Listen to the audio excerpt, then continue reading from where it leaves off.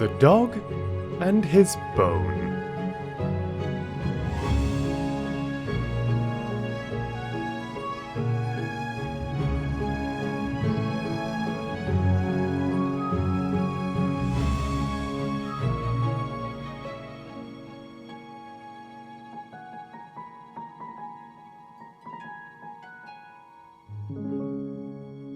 A dog was waiting outside the butcher's shop one day, as he often did, looking as hang-dog and sad as he could.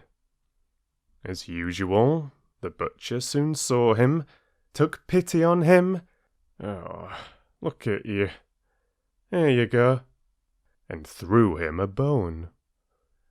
Off the dog trotted, happy as could be, his tail wagging as he went, thinking of where he would bury the bone and how good it would taste after a week or two.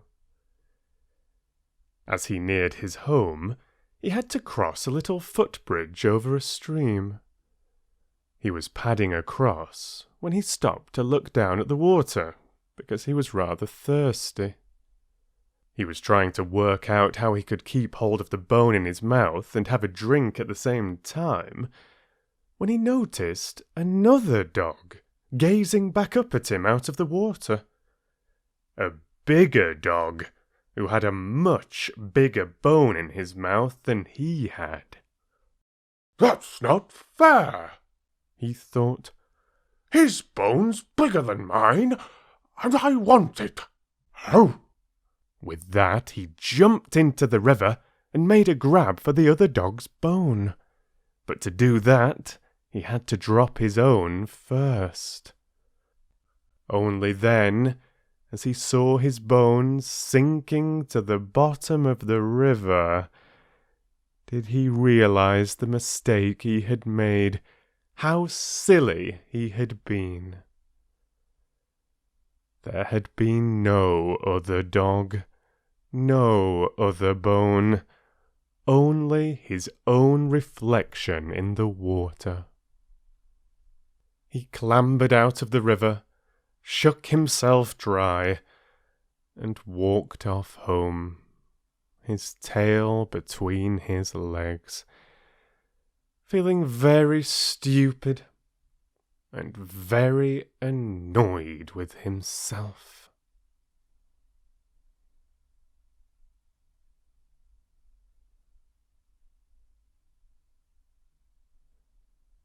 Oh dear, another tough lesson learnt in today's Aesop fable. Thank you for listening. I hope you enjoyed day 8. What moral could we take from the dog and his bone? Thank you for all the feedback on the miller, his son, and the donkey. A bunch of you commented on the morals of that one. Think for yourself and don't be influenced by public opinion. That message somehow just feels particularly relevant these days. Moral of the story: I guess succumbing to peer pressure can make an ass out of you and me. Well, you just can't please everyone.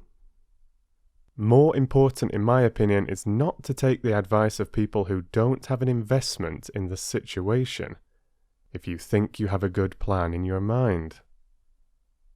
Don't worry about what everyone thinks. You know what your business is. Moral lesson for me: do not pay attention to the critics. Haters gonna hate, right? This one has so many golden nuggets of wisdom. Pride before the fall, minding too much what other people think, flip-flopping your decision to please others. I think it was about don't listen to others, but do what you decided to do. If you try to please everyone, you end up pleasing no one. Indeed, an easy mistake to make. And thank you as well for the suggestions coming in.